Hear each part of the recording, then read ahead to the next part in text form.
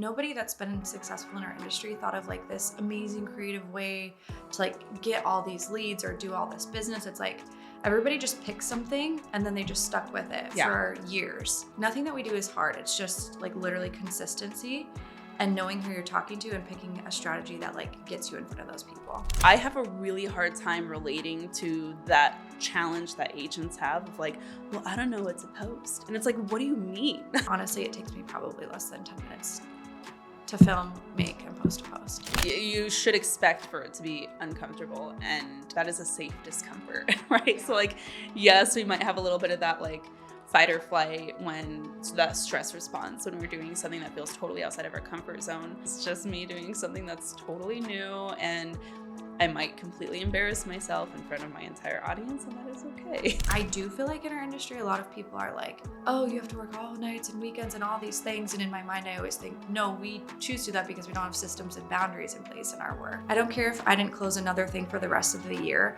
The things that I'm putting in place right now are...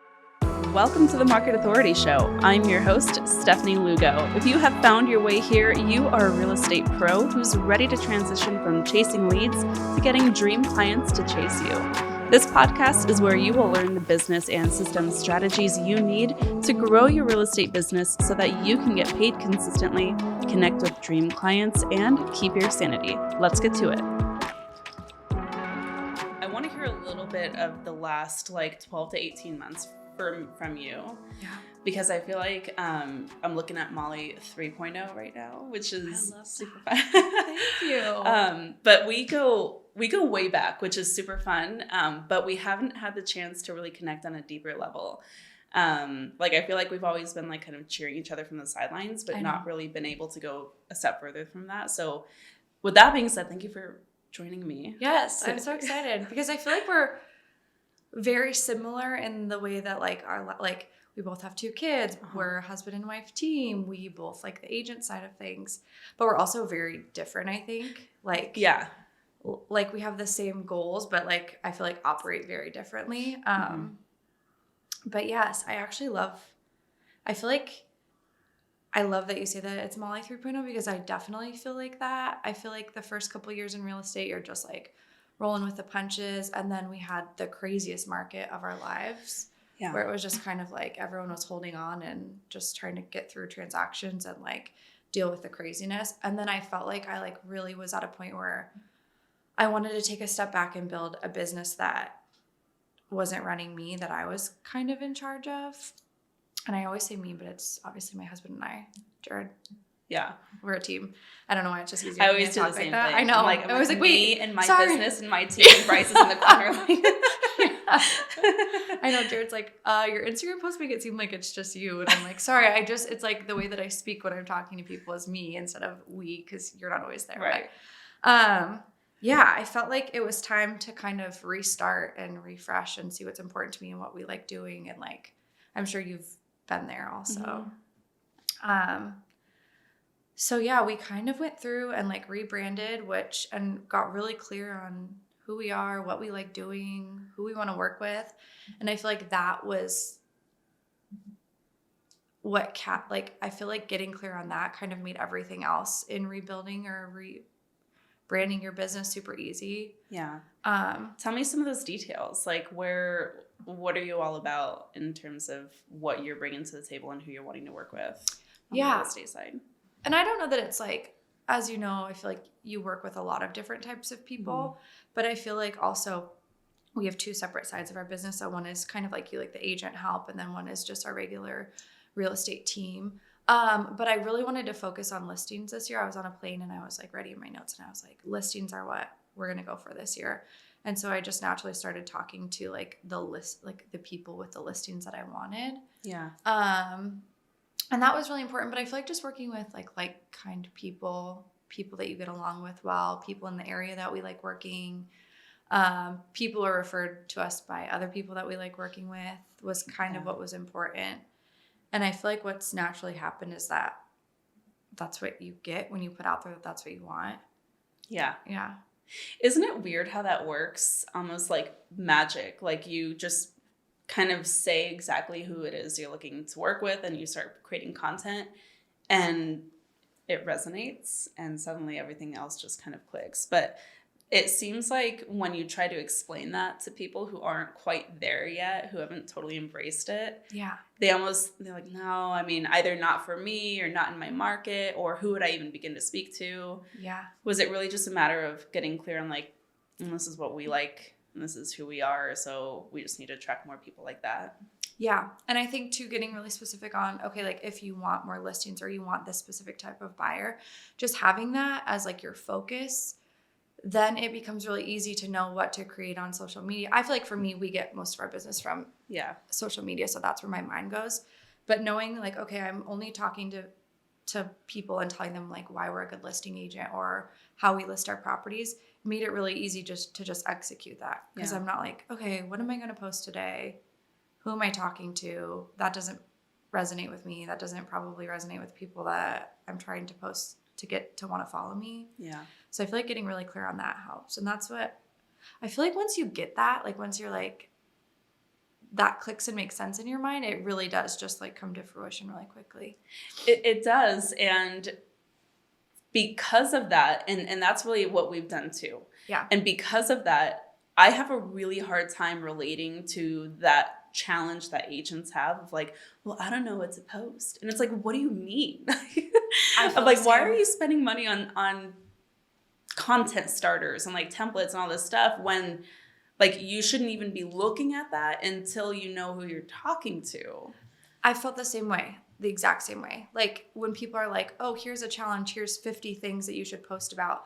It's like, no, that's just going to get you broad. Like you're so broad in that. Yeah. But once you do, and that's why I agree with you with like having a hard time connecting with people and we're like, I have no idea what to post. I'm like, well, I know exactly who I'm talking to, so I can come up with a conversation to that person within 5 seconds in my head because it's natural. I know who I'm talking to. Just like if I sat here and with you, like I know what we would connect with. I know what we would talk about. I wouldn't just start talking to you about some random thing that doesn't match with what we would, naturally, organically talk about. Yeah. I do think it's funny how a lot of times we think that social media has to be different from real life, and it just is like an extension of what you should already be doing in your day-to-day. Yeah, for sure. Well, one thing that you do really well at that I admire is, and I cannot even tell you the challenge that I have around this, so this is somewhat of a selfish question. You speak to agents because you started like just supporting agents and just being very generous with what's working for you. And it resonates really well with your audience, but it isn't presented in a way that alienates your clients. And that's something that I've always been really afraid of is, obviously we're still producing real estate agents. And that's like our main thing. Yeah. And then we have the market authority side where I love coaching other agents. And I do not know how to speak to both of those people on a space like Instagram in a way that doesn't like sideline either party. Did you have any sort of challenge with that? Or is it just like the messaging is the messaging? I still feel like I kind of have a fear of that. What I will say is like building your personal brand is so important because you can pivot at any time. Right. So for me, I'm like, sometimes if I feel like I am alienating one side or the other, I know that I can just pivot back to the other, so maybe for 3 months I'm making content that just speaks directly to one person, but the next 3 months I can make it and talk to somebody else because you and I feel like we've been doing this for so long that people have followed along on our journey and they know that we're human and that we're going to kind of take different paths at different times. But I feel like what I've done is I just try to connect that. It kind of happens organically. I don't really sit there and think about it. Mm-hmm. But in telling an agent how to do their job really well, I'm also telling a buyer or seller that I am kind of a leader in telling people how to do their jobs better, which makes it seem like I'm doing my job the best that I can. Yeah. But I do feel like I'll subtly hint at, like I did this post the other day and I was like, here's why your listing marketing doesn't matter. And here's what really matters is getting like to the core of what's important to a seller and listening to them. And I'm talking to an agent, but like a seller reading that is like, oh yeah, that is important. Yeah. But they flow so naturally in my life and in the way that my world actually works and operates that it kind of comes naturally to me. You do it beautifully. Thank you. Like, it really is so seamless in the way that you've done it. And it's been really fun to watch you like begin integrating all of those different content pieces. Yeah. Because it just, I guess, yeah, it is that personal branding that's going to be the foundation for all of it. And it just really builds upon itself nicely. Yeah. Once I knew who I was talking to, I feel like it comes so easy. Like, I can think of a post and make it and post it within 5 minutes, because it's just things that pop into my head that I would tell, like, if I was having a conversation with you and we're talking about our business, it's just something that then I would transfer to social media. Yeah. I always say social media, but I only use Instagram. Really. I know, right? Yeah. I don't know why, like, social media is the word that I choose, but Instagram. How much time are you spending on Instagram each week, would you say? Or each day, I guess, rather? Like scrolling, or like intentionally marketing and building your business. Scrolling, we'll leave that out of it. Okay. If I took scrolling out, honestly, because I don't want to be asked about that too much if I leave scrolling in. But honestly, I think because I had my second baby and we didn't really have a ton of hours with the nanny in the beginning, and I'm just like a fly by the seat of my pants person. I know that you're very calculated and organized, and like, I feel like me as a human, I'm just like, well, let's just whip it up and post it and publish it. And like, that's just how I operate. Mm-hmm. But I literally will take 30 seconds. I'll put my little Octobuddy on a TV or window. I'll videotape me doing something random. It'll take me probably 30 seconds. And then I feel like all day as I'm driving or talking or like communicating with people, I feel like I'll naturally think of like, oh, I should make that into a post. Yeah. So I type it out. I use it kind of like my journal also. Like, I feel like I talk to people as though I'm writing in a journal or like sharing my thoughts for the day. Yeah. So honestly, it takes me probably less than 10 minutes to film, make, and post a post. Yeah. I think you have to have that. Well, it's weird because everyone else assumes that it must be really hard. And yeah. I don't know if that's a legit thought or if that's more of like a defense mechanism of like, well, that's why I'm not doing it, because I don't have the time or I don't have the skills. And it's like, no, like, just do it. I think that's just what you have to do. Like, I remember when stories came out, and remember people would like post their face on a story, and it was so weird because before it was just like posts. And like people were like talking to the camera, and I thought that was so weird, and I could not hop on board with that for the longest time. But then I did it, and then I did a little bit more. And then I was the weirdo. I was straight up on there like, oh, you were? Hey guys, happy Monday. I was like, I loved it. I was like all in, which is weird because I'm super introverted. Yeah. But that was a safe space for me to have like.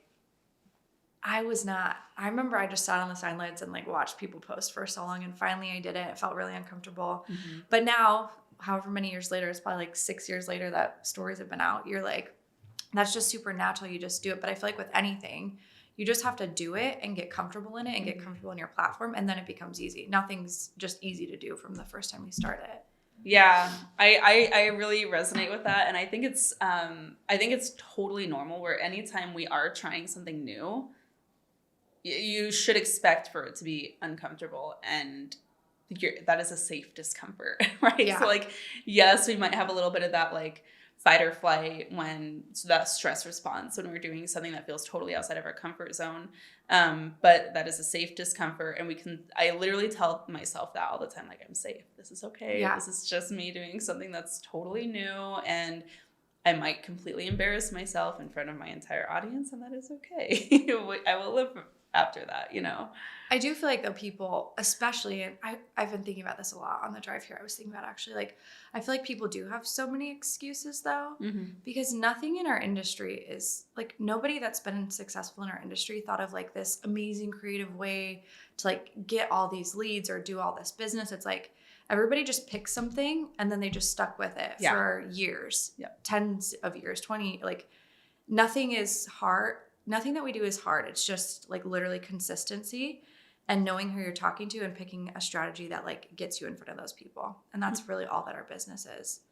Yeah. Like if you literally boil it down, that's it. Yeah.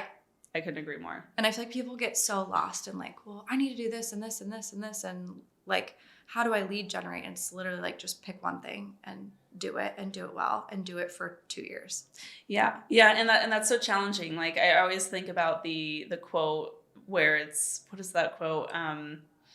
The definition of insanity is doing the same thing over and over and expecting different results. Yeah.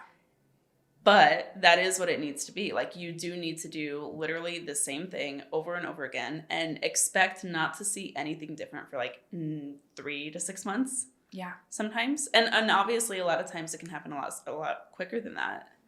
But sometimes that's just what it is. It's a 90-day sales cycle. I kind of feel like too, being where we're at in our business right now, like I can see that so clearly that the things that I'm doing right now, like I don't care if I'm putting strategies in place.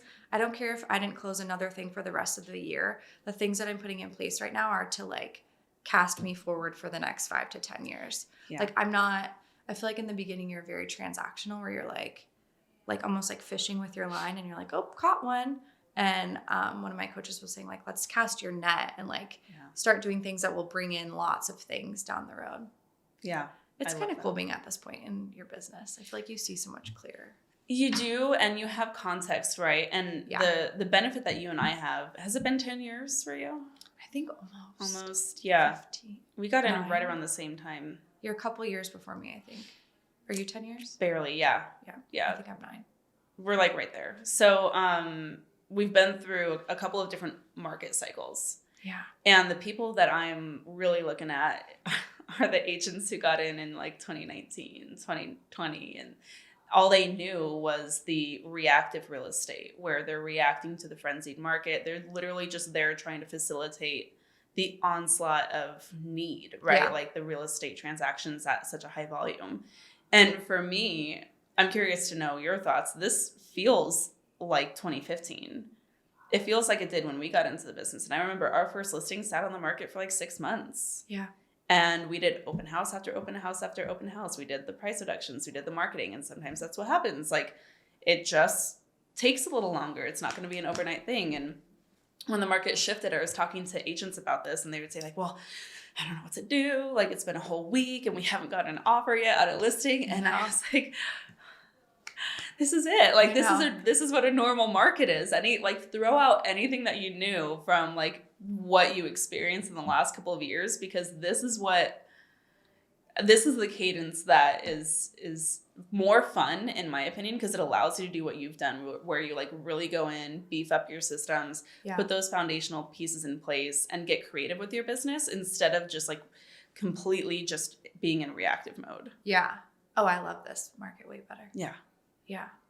I feel like before you just kind of had to be like a licensed body to open a door. Mm-hmm. And now it's slowed down, which also gives like, I feel like most people in this business have somewhat of an entrepreneurial spirit. And you get the time to focus on building a business and growing it and making sure that things run smoothly and like thinking about who you want to work with and what your 10-year plan looks like, versus before we were like, who can open this door? I need to hop in the car. I only have 5, like everything was so reactive, like you said. And I did not thrive in that. I mean, I did, we've thrived, but like. Yeah. I mean, you making a lot of money and thriving is like, those are two different things. Yeah, for sure. We made a ton of money. I know. But like, it was really hard along with everything else that was going on. Yeah. Like it wasn't life-giving. No, not at all. Speaking of life-giving, you've had 2 babies. I've done it. I know. We know all about that. How's it been with the second baby? When was your second born? October, middle of October. Okay, so a couple months ago. How's it been? Oh, so good. Really? That's great. Yeah. Because that wasn't my experience. I know we flipped. We flipped. Yeah.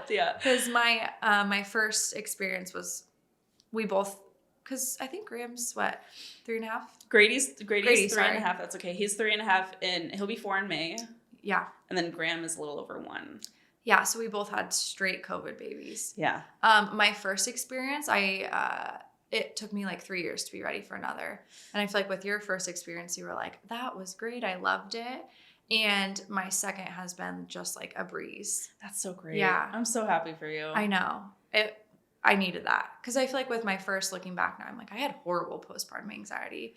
Like I felt like ticking time on me at all times. Mm-hmm. And I didn't enjoy it. And I wish I would have known that wasn't normal. So I could have like gotten on something, because I feel like it didn't. I had a great, looking back, I had a great newborn experience with him. It just was an anxious newborn experience. Like, remember someone ringing the doorbell and a dog barking, and I would be like straight panic. Like, my kid's gonna, like, I don't know why.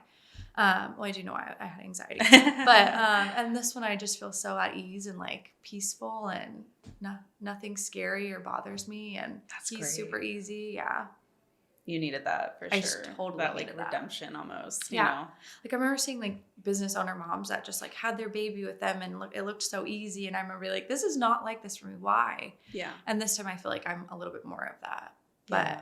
I wish more people talked about it, because I would have known like, hey, this isn't normal. I probably talk about it almost too much because of how I know. blindsided I was the Yeah. second time. Because I had that similar experience where just flip-flopped, right? The first one, I was like, oh my God, I was made to be a mother. Yeah. I did not have a lick of morning sickness. I was never nauseous. I never had any symptoms of pregnancy the first time until like I got a bump. It was like great. And then easy breezy newborn. And also it was the pandemic early days, like May 2020.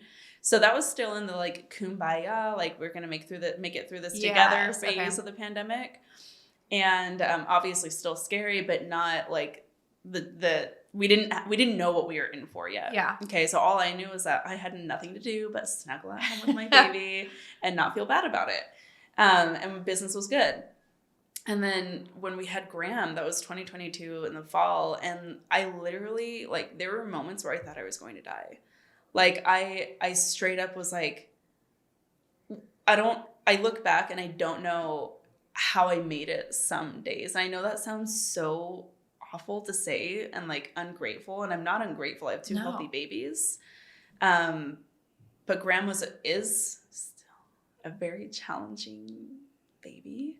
And my postpartum was exactly like what you were describing. The anxiety and depression was all consuming. Like I couldn't see past it.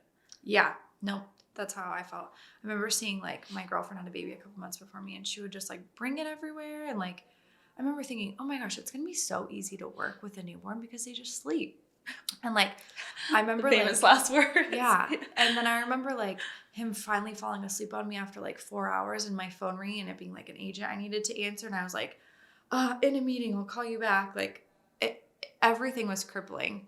And this time I have the easy baby that just sleeps, and I'm like, I could do anything. Yeah. But how have you had to change anything with like your routine, or like how you just navigate this? So different. Yeah. I used to be like, I'd wake up at 5 a.m. I would work until Wyatt woke up at like 6 or 7. And this one I'm like, it goes by so quick. Sleep in. Yeah. Hang out at like, I've definitely taken a step back from work, which I didn't do last time. I was like, I'm ready to get right back in there. But yeah, just different schedule, I guess. Yeah. I don't really know what's that different. I feel like it's a different energy. Yeah. Like, and I'm feeling a lot of that too, more so because I had to, but it's more of that like, not to get woo, but like feminine energy where it's like a little bit more flow, a little bit more present. Yeah. A little more peaceful. I think too, is this your last? I think so. I can't do that again. I cannot go through it again. See, I literally said with Wyatt, I was like, it took me 3 years to be like, okay, maybe let's have a second one. And with this one, I'm like, we could have one more. It wouldn't be that hard. Just another mouth to feed. Like, even when Graham was crazy in that first year, I still had that thought constantly. And now that I'm done nursing, and now that he's like past a year and he's a little bit more to himself, I'm like, I don't need another one. Like, I feel good. Yeah. Your hormones do weird stuff too. I do feel like being in our industry makes it harder. Like, because we don't get to just turn off our phone. Like, okay, we're done with work. Let's turn off our phones and have the weekend to go out of town. It's like our work is always there. And to me, that's always felt a little bit stressful that other people I have a family and babies that rely on me, and then I have clients and people that need me that rely on me too. And sometimes they don't crisscross well. Yeah. Where you're like, I have a crying baby, but I have a Zoom meeting at 6:30 p.m. on a Friday. Like, that's kind of been something that I think if I had a job that were 9 to 5 in an office that I could turn off and take a 6-month maternity leave from. And actually, I should reword the way that I say that.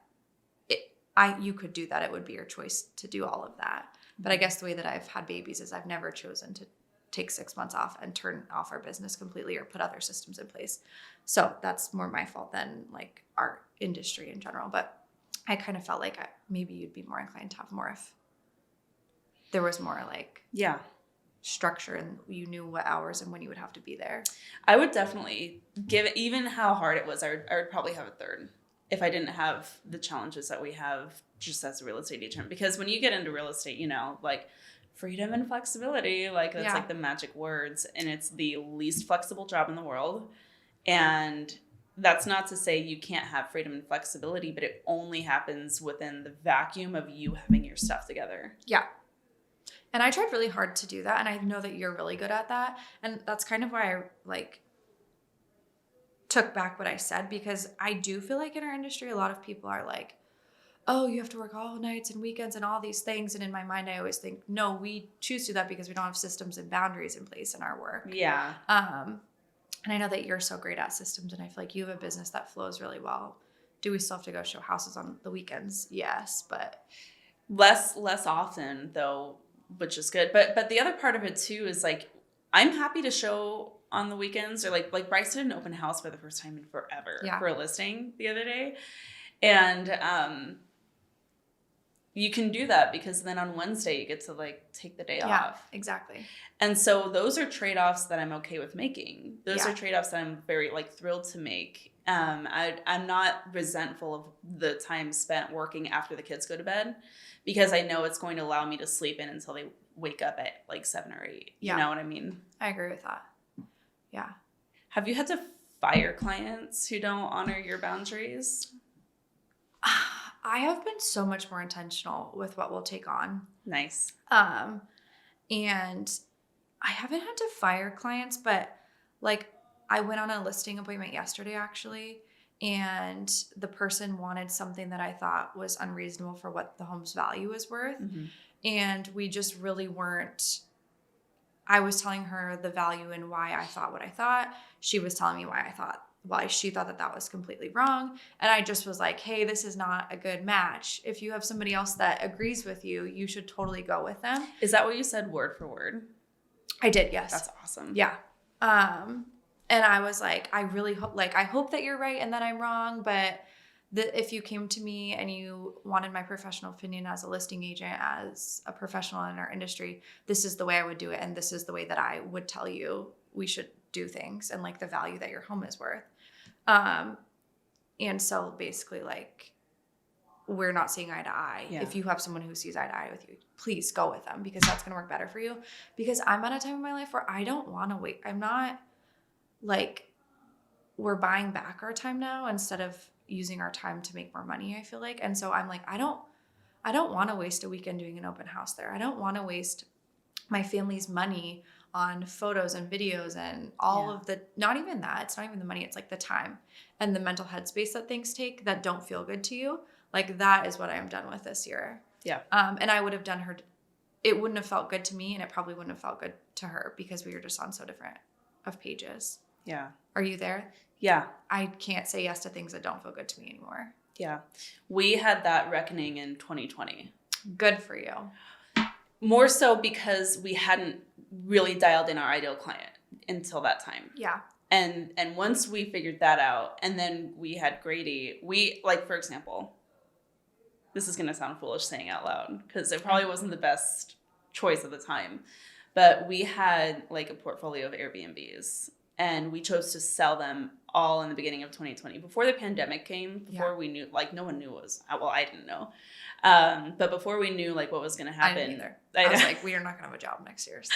I know. Well, we had started listing them in like January of that year, February, because we had Grady coming in May, and same thing. Like, we are real estate agents. Why are we dicking around with freaking property management for short-term rentals? Like, so much time, like, and it's taking time away from our personal production. Anytime you try to add something new, it's going to take time away from personal production. And we had gone through that enough times to where, like, we didn't want to add that on top of the stresses of a first-time baby. And so then we had already been in that space. So we sold out all of our Airbnbs. The pandemic happened.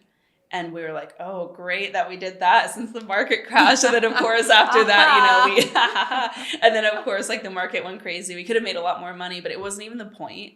The point was having, like you said, like, the bandwidth, like the mental space, and having a more peaceful state of being. And maybe as I look back, that's part of why I had a more peaceful first time mom experience than the second time around, because the second time around we had a lot more on our plate. And probably. And that was one of my big things last year, where we had a lot on our plate and slowly we've been like removing everything. I'm in plate removing mode. Yeah. For sure. Because I think, and I feel like we had the same story. We sold things off and like then the market changed. But I feel like that's also, I feel like everything that happens, like then that gave you more time to do other things or have a different experience, which led you here. And then you did market it. Like, I feel like everything always works out the way that it's supposed to, as like kind of cliche as that sounds. No, it totally does. It so does. There's been so many things that we've sold or that we've done. And I look back and I'm like, oh, but good thing we didn't get that house that we thought was our dream house, because this is where we are. And then we met that person and it led us here. Like, I feel like that's just so how life is. But yeah, this is the year for taking things off your plate. I feel like for me, I've realized there's a lot of things that have been consistently pain points in my business, or things that stress me out that I don't do. And then I need to do them and it's last minute. And anything like that, which I should have done 5 years ago, I'm now taking off my plate. Yeah. So like, and also if you know what your time is worth and you have 2 little kids that it takes away from by doing dumb things, like you kind of start to realize, okay, why am I sitting for 2 hours on Canva making a flyer and doing all these things? Like, I'm not a graphic designer, and that's a job that I could pay someone else to do much quicker and take it off my plate. And so that's what we've been doing. Yeah. What other things have you been doing, like taking that approach with? Yeah. So that I just hired a marketing person. So she'll, like my email list coming up and like making the emails every month that I have to send to AR clients, but then also on the side of business for like, I just send her the prompts. I send her what I want them to say. And then she'll make the whole, like she'll send them all out. She'll do that. Also blog content. It's the same thing. I've already made all the content, but like repurposing it all, posting it to Pinterest, posting it to TikTok since I've already made it all. She's doing all of that. And then we just hired a virtual assistant who will do, this is so dumb, but like a pain point in my business was always finishing a meeting with someone and running to a next meeting being like, I need to send out that lender intro. Right. I need to set up that search. So they'll do lender intros, they'll do searches, they'll do like all those little tasks that I'm doing that in reality, if I'm trying to grow, my time is better spent working on things that grow our business. Yeah, absolutely. And then you earn more money too. Like in a weird roundabout way, you always end up being on the better side of that as long as it's done the right way. And haven't you realized from like 2021 that when we had this year where we made millions of, like, I didn't have any better of a life. I just bought more shit that we didn't need. That I didn't need, that I don't even like anymore. Like this dumb bag on the floor. And like, I was stressed out and I worked way too much. And I didn't get the time that I had with my family was like spent stressed out trying to catch up on things. So I'm like, I don't even care if I make less because I know it comes with making more. Yeah. Like if I have a really good quality of life. Yeah. And it takes a long, like that's not advice for new agents necessarily. Like it took a long time to get there, but it's recognizing the season you're in. Exactly. Yeah. Yeah. I love that for you. That's so cool. And I love the season we're in. Yeah. That's a good one. What else are you excited about in 2024? I really loved, I don't know if it's my age or just where we're at in business, but I feel like I'm so clear on what I love doing, what fills my cup, like what my passion is. And a lot of that, which I know you feel the same because you have this part of your business is helping other agents grow, like that I could do all day and all night and be excited to start over the next morning. Or when I sit and feed my baby in the middle of the night, I'm like, my brain's turning about that kind of thing. And like helping others, I realize is what really fills my cup. So the marketing and like the lead generation strategies that we're doing right now are like, how can we help others? And hopefully maybe that brings us more business, but like, let's just pour in other people. Only good things will come back to us. Yeah. I love that. Yeah. Where are you? What are you doing this year? I'm still in a major, last year was like probably one of the worst, like, I don't want to say it that way, but one of the worst years I've had in a long time. And so 2024 needs to be like my redemption year a little bit, where I'm taking care of my body more. I'm like healing from like the trauma of years past, you know? And we're really getting back to basics, like this kind of the same thing where just allowing ourselves to like double down on the things that we love doing, that we know work. We have gone through like reductions in our team a little bit, like on the market authority side.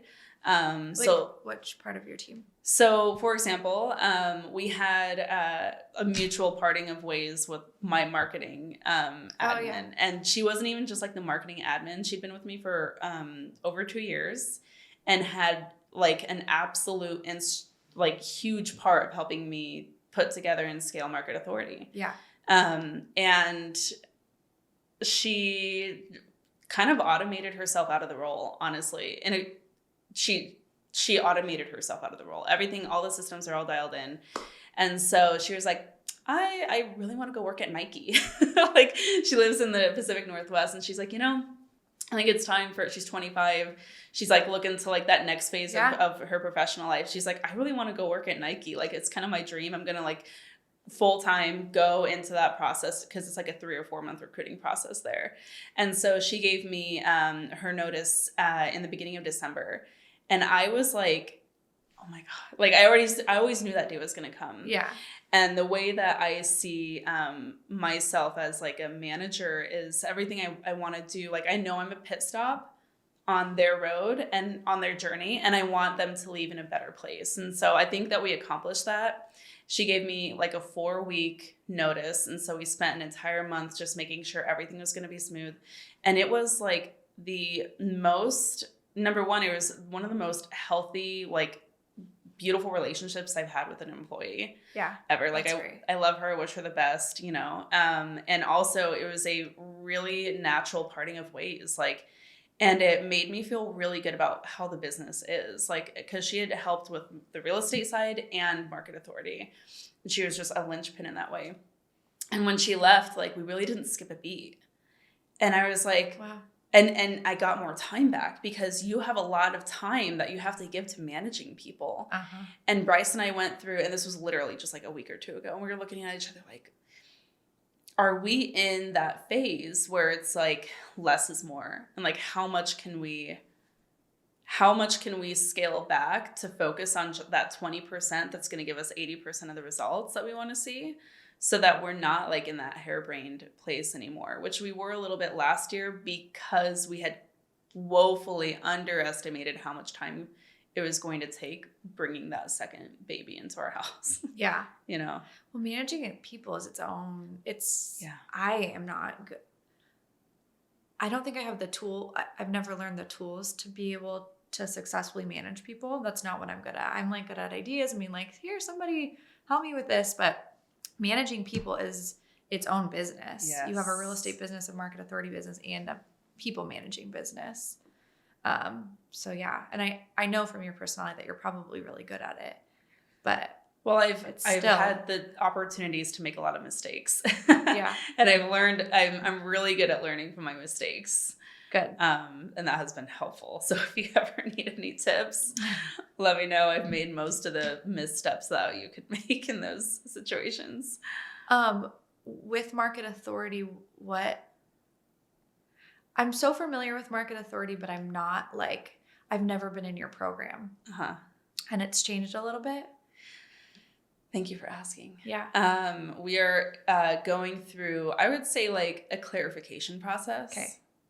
You know how it is in real estate. It's multifaceted, right? For multi-passionate. Sure. We're passionate about the client experience. We're passionate about the branding, the marketing, and all of those are separate and distinct pieces. Mm-hmm. And one thing that I've learned over the last, because we've done it for 4 years. We've had the Market Authority Academy for 4 years. And yeah. Which is crazy because agent help is so big right now. And you were kind of the pioneer. Oh, well, yeah. Thank you. No, it was like, I started a long time ago because I had a couple of programs prior to that, but I was just trying to understand the space. Yeah. And I didn't understand like why there isn't certain help in the industry. Yeah. And I think that's what probably called to you to start doing this stuff too, because you were like, this is so dumb that I have to just imagine, because this is where I was when I started doing it. I was like, this is so dumb that I just spent 6 months figuring this out when I could have just asked somebody who had it figured out already. Yes. like setting up a CRM. I know. Yeah, that's exactly it. I feel like we all, no matter what level you're at in your real estate career, we're all like, is there someone who can hold my hand to make me better? Yeah. Like if you're a beginner or even where we're at or way above us, like, yeah. And there are people who can help you, but their help is like, well, you should really just be cold calling. You should really just be calling your sphere. And it's like, it's like that doesn't even scratch the surface. And so yeah, make your calls. That's like, have you been making your calls? You should probably just make more. Have you talked to 30 people today? Yes, but like, what do I do after that? I have all these things that are like a dumpster fire before me, but I talked to 30 people. I know. Yeah. So I was going through that and I was like, this is the craziest thing ever. And so I built the Market Authority Academy based off of our process of building that part of our business, like putting the systems in place. And over time, I've gotten really interested in all the different facets, like the branding, the marketing. I love talking about Instagram. I love talking about lead gen. I love talking about like all these things. But what I've found in the last year is where my agents who I work with get the best success and like the best results are the agents who are already making money, who are already growing their business. They have an established business, or maybe they just have trust in themselves at this point. Yeah. To where they know that if they do the right things, they will continue to be successful. But the question now is, how do I make myself do the work? Yeah. How do I do the work really well and within a small amount of time? And those are the agents that I love working with because, and it's very much like where you and I were like in the last couple of years. Yeah. Because that's where it's like, okay, these are the things that we get to really focus on.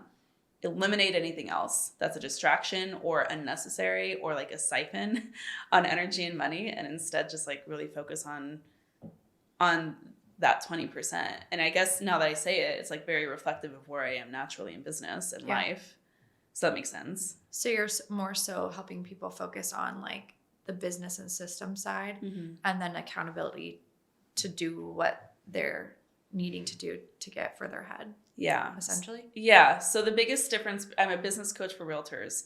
And the biggest difference from what I do versus like some of the other big name coaches is I have an actual tangible blueprint. So like we have a hybrid mentorship program and a big part of it is like you get to tap into all of my systems and resources that we've spent the last 10 years building into our business. So it's all very swipe and adapt. And then the benefit of that as well is as we are updating and iterating those, they get those updates as well as long as they're part of the membership. So you kind of like dissecting people's business and being like, here's the things that we should do to make your business better. I'm like, let's look at the numbers. Let's look at the metrics. Let's look at the conversion rates. Let's read this landing page and see if it's actually speaking to who you want to speak to. Or did you just copy it off of someone, which I've done that too. Like, did you just copy it off of some other landing page or template that you saw? I love that. I do too. Yeah. Do you ever think about going into other industries? I would love to. Yeah, I could see you doing it. I would love to. Yeah. Yeah, I would love. I don't know how to do that, but I'm sure that's going to be part of the natural. You just start putting it out there, and then it comes to you. Remember, we talked about this. I know, but see, this is where you do really well because you can see the long term. Like you can see the vision. Yes. I only see execution. So I see an idea and I'm like, okay, let's do it. And I immediately put it into action. I put it into place. But that means I only see what's in front of me. And this has been something very interesting that I've learned about myself through that process. Because you are a doer. I'm a doer. I can see it. Like when I think of you, I think of somebody who like you could say, okay, on Mondays we send out our emails, on Tuesdays we do this, and that's exactly how your business would run. And I'm like, okay, on Mondays we send out our emails, but I actually like have this other idea that I want to go explore, and like my mind is just so much different than that. So that's Bryce. Yes. And that's why I go hard the other direction, because I feel like I have to pendulum to like get us back over, okay, ideas are great, but like we have to actually do it and make sure it's the right thing to do. So that makes total sense to me. So you and I should partner together. I'll be like, here, and you'll be like, no, we need to do this. I could totally. We should definitely talk more, because I think, you know, we have a lot of things that we can learn from each other. I know. And this year has been, I think, like vision wise, all of my goals and everything that I'm looking at is like a 5 to 10 year goal right now. It's not like, it's like, what are we working on that will like get our family to where we want to be in 10 years. Like, it's not like, okay, how much production do we want to do this year? I want to hear about the 10 year. What's the 10-year vision? I should probably be clear on that, but I think I love what I do now, but it's getting rid of all the points and places that I don't like. Obviously always more time with family while making more money. I feel like that's everyone's goal. Yeah. I guess I just mean more so like I'm not scared to put in the work right now if it fits my 10-year vision. So like right now for me, it's really important. I like the personal brand side of things. And like, I love that gives someone like you or me the option to do something like market authority. And then if we want to completely pivot what we're coaching the next year, then it's business development and helping entrepreneurs and business owners. So I'm really working on like the fundamentals of how do I make my brand present in a professional way? Cause I don't feel like I do that great right now. And how do I have all the foundations and like systems to grow into what I want to be in 10 years? So I'm doing a lot of like coaching, learning, collaborating, all that kind of stuff. You know what's beautiful about that though, is you're taking action and you're doing a lot. Like you're collectively putting out a ton of energy right now. Yeah. You learn so much from the doing. Like you're going to look back on this time, I feel like, and be like, wow, that was a really important time. For sure. Because of the information that you were able to receive from the activity that you put out. 100%. And I feel like I used to say, because your time with a nanny, like when your kids are not in your arms, is important. And I used to be like, okay, well, I need to be doing something that's like going to bring more business for us. And like something that like, should I be planning something for this weekend for an open house or marketing or Instagram? And I feel like right now I'm just in this like absorption mode where I'm like, I want to learn as much as I can right now and then use that to get more business in the next 10 years. I love that for you. Yeah. And you're kind of there too, I feel like. I am only because in the last like year or two, things have changed so much. Yeah. Like so much. So in a way, I feel like I'm new to the game again because I'm learning like what's, how are people, like what are the new challenges we have in 2024? Yeah. They're totally different. It doesn't matter if you're talking to your clients or to agents or to other business owners. Like the challenges we have today are so different from what we even had 18 months ago. I know. Yeah.